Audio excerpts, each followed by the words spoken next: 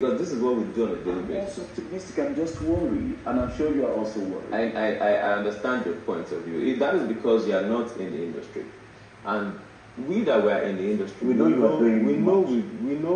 where we're coming from, and you know where you're and we know where we are right now. So at about what time we must go now? What will be your submission here? Sir, just give us, let's say, 2 years.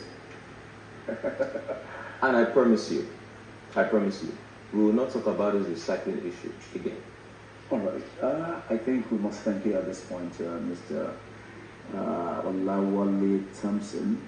Thank you very much. My joy is when I see young men in specialized area of a profession where they're serving the interests of humanity.